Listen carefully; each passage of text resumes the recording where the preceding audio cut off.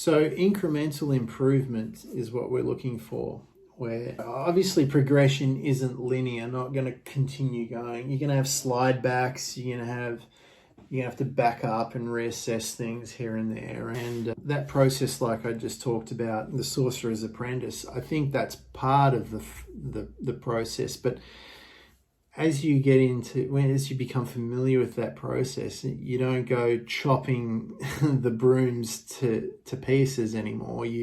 Once you see things starting to go off a little bit, you put the brakes on, or you make little adjustments coming back. You make these huge swings backwards and forwards on the beam, trying to get your balance back. Okay, there's these little adjustments, and you're maintaining what the Buddhists call, the middle way, right?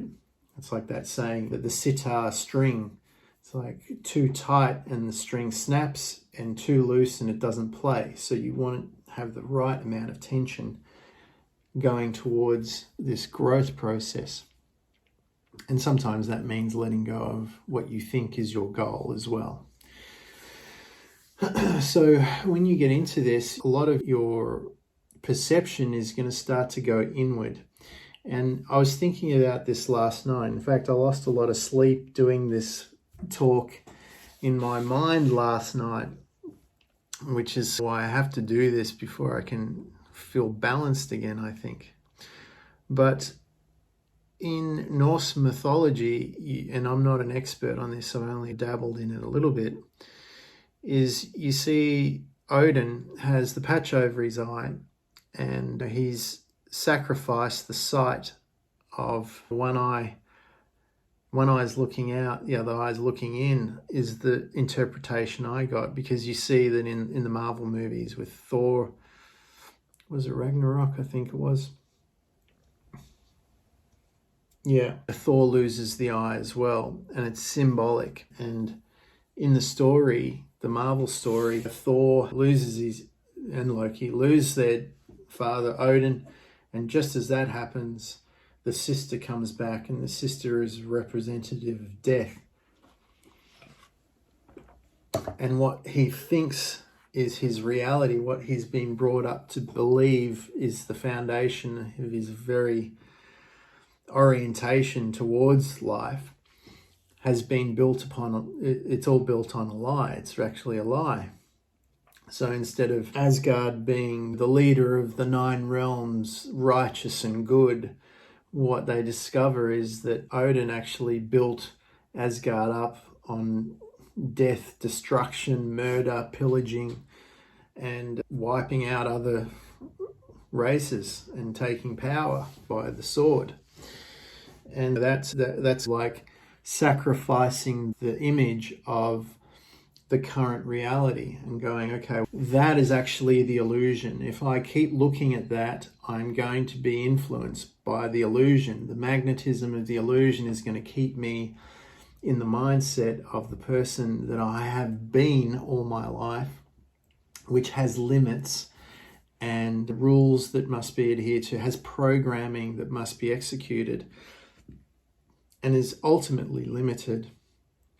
I need to sacrifice that. I need to stop looking at that. I need to accept that the reality is far different from what I thought it was. In essence, mature in my viewpoint. I see things for what they actually are. And then once I know where I'm at, once I have a real good understanding of reality as it is, then I can start to look inward, and I can start to make the changes and reorientate myself in accordance with the new reality and to the goal that I have, that I want to project into the future. And that not paying attention to the outside allows you to reorganize the inside, because the inside is really the controller, right? The inside is really where the engine room is, the control tower is. And once you get all that sorted out and all organized, then the outside inevitably becomes a reflection. And when you experience the external world in your physical form, that is actually the past of all the work you've done inside expressing itself. Just like on an old camera, when you finally get the picture frame here, that's layers and layers of the light spectrum all stacked upon each other to create that image. So once you go internally, you're dealing on the infrared level, the X-ray level, the ultraviolet level, the gamma level. All these different light frequencies are all stacking to create that corridor of visible light, which you can experience physically in the physical realm, let's say.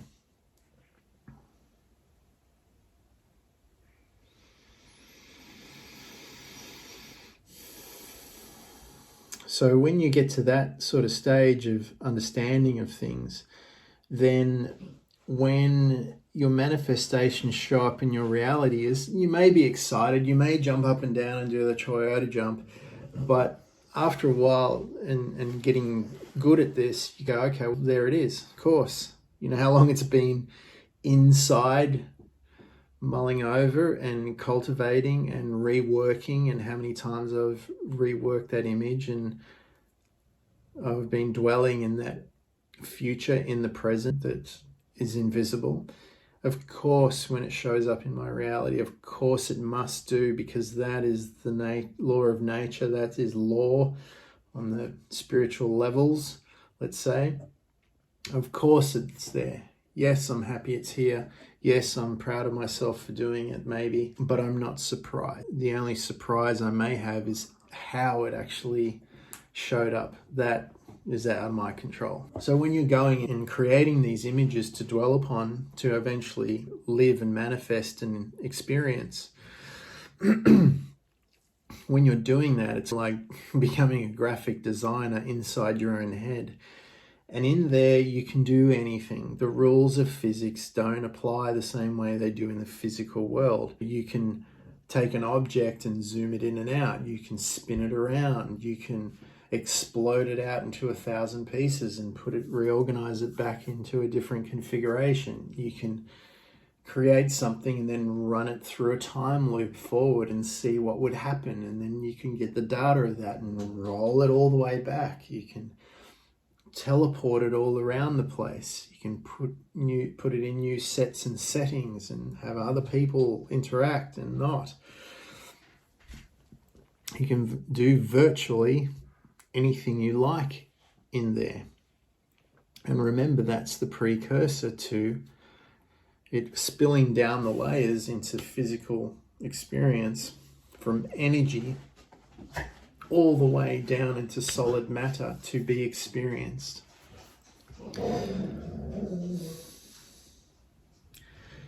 And these are the kind of things that we're focused on.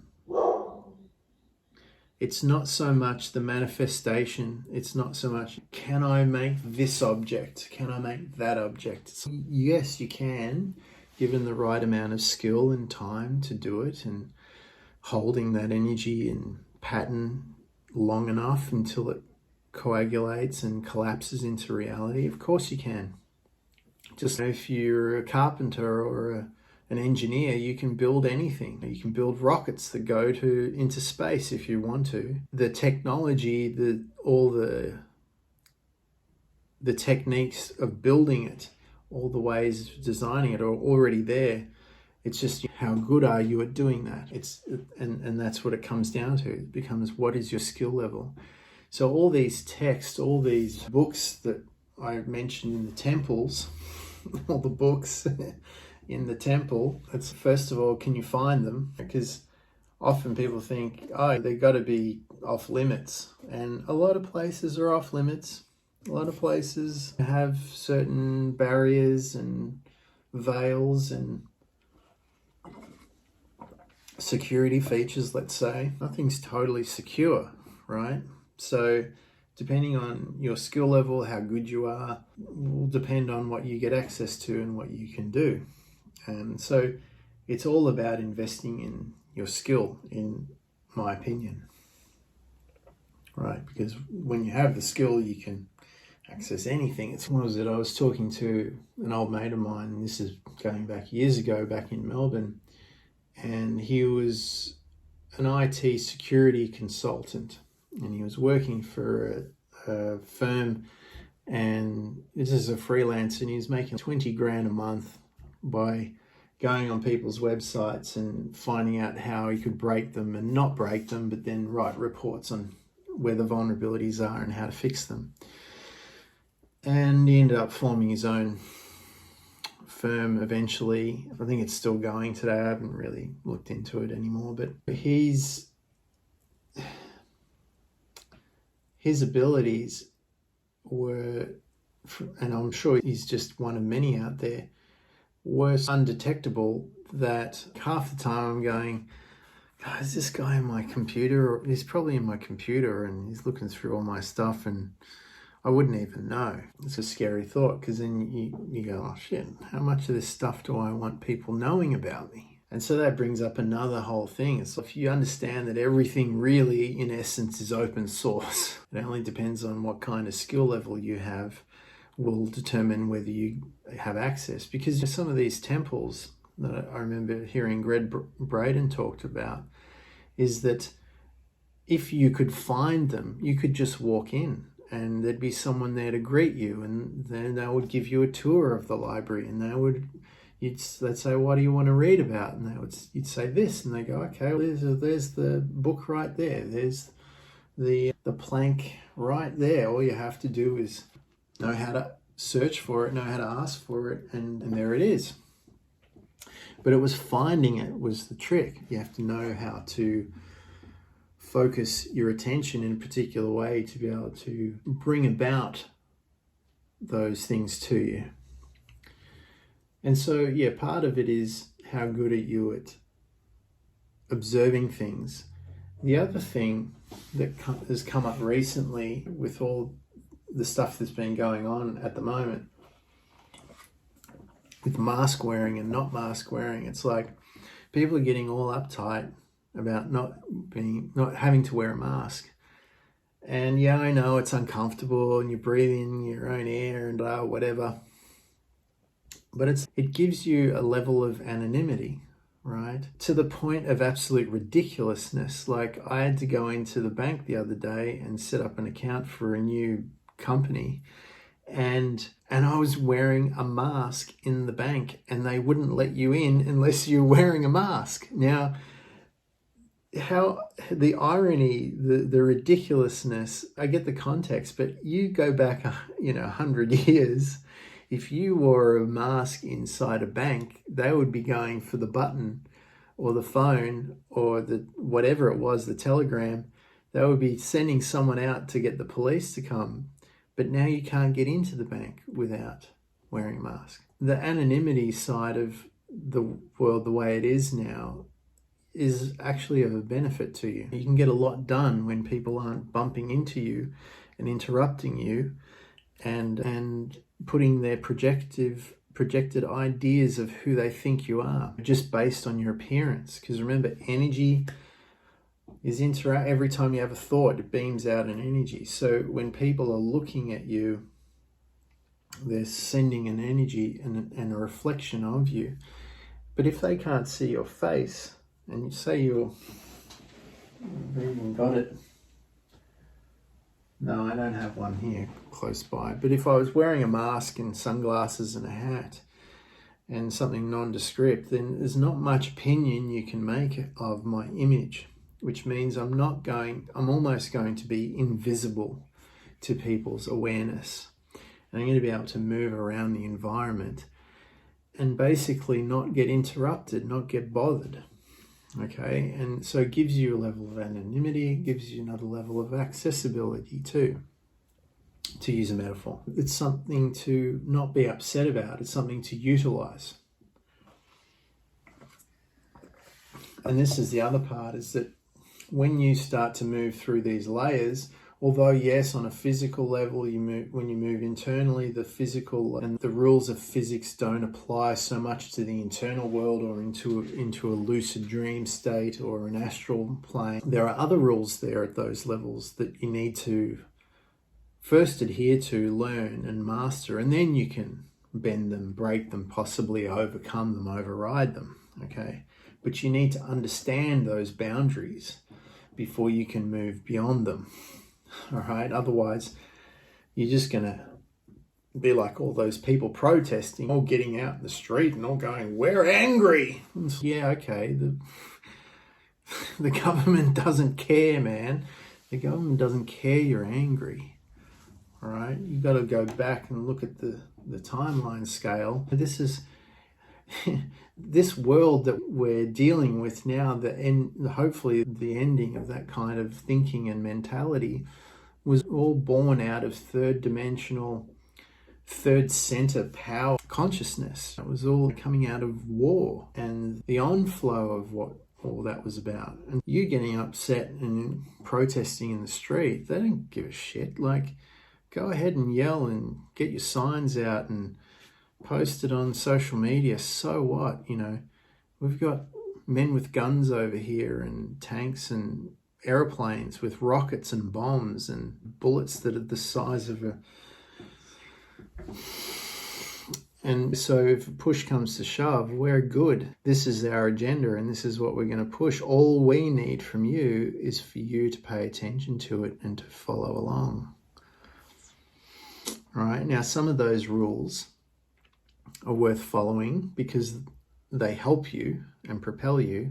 And other of those rules, maybe they need changing. Maybe they need not so much attention. Maybe they need you to completely turn your back on those things, because without your attention, then they lose their structure and they fall away. So anyway, just an idea. I digress. So when you get access to these other levels, then you're starting to become very powerful in terms of what we were just talking about, because you start to become the governor. You are the governor of your own attention, and you decide where you're going to put that attention. And even though there's a lot of distraction and a lot of things pulling on your energy, going, pay attention to this, and this is what you should be believing, and this is what you should be thinking. There was this really good animation movie that came out, I think it was back in the 70s, and it was called The Man Who Grew Trees. And it was just a story about a man, telling a story about a man that he met when he was younger, who would grow oak trees. And he would take acorns. He lived on this little plot of land out in the middle of nowhere, and it was barren, but almost barren. And he would grow sheep. That was his income. He was a sheep herder. And he went out and he started growing acorns. Take 100 acorns out a day.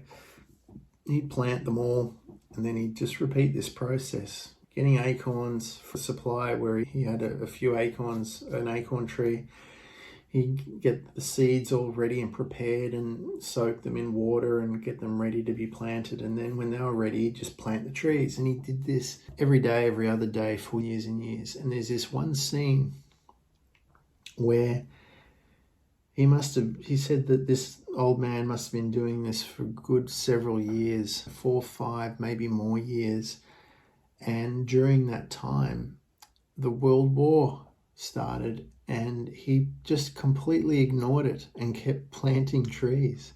And it was almost like here he is just peacefully digging holes with his spear and planting the seed and covering it up and moving on to the next one. He had his dog and a few sheep around, and right way in the back corner, like way out in the distance, planes fighting each other. And because he was in this area of land that was apparently useless and of no value, they left him alone. And obviously the war came and went, and slowly but surely all these trees started growing. And because the oak tree started growing, then it provides shade for all this other growth underneath to start to happen.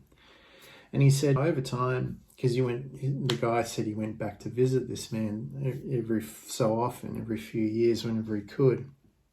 Meanwhile, he's having his life and meets a woman and has a family, and his kids are growing up, and over here this guy's doing his thing.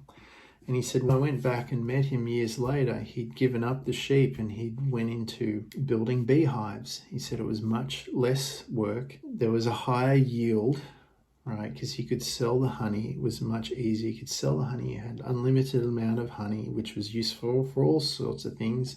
And the beeswax was useful for all sorts of things. And it also would promote the growth and the diversity of the forest he was planting. And anyway, this went on for years and years, 20, 30 years or something, 40 years. And he said, and now the man's long gone, but many people and families go to this forest that he planted thinking it was a natural forest for their holidays and for their picnics. And many children are growing up in this beautiful environment now, and people would move in closer to this new place because it was so lush and beautiful and rich. And so there's just a little story to go with all this sort of stuff. I love stories, hold so much meaning and value and wisdom inside them, and they're easy to pass on because they're so easy to remember rather than technical information. So anyway, there we go. I've waffled on and I've ranted for a while. Maybe that gives you a bit more context, maybe a bit more of an idea. Maybe it puts you into the kind of state to dwell in, to imagine what's in these scrolls, what's in these magical books. And it's sometimes useful to actually read these books, and sometimes it's just enough to know that such places exist, or maybe they don't, but they hold enough energy for you to start to put your awareness into them, to start to germinate these ideas of what might be and lead you and let you lean into that vast vista of infinite potentials.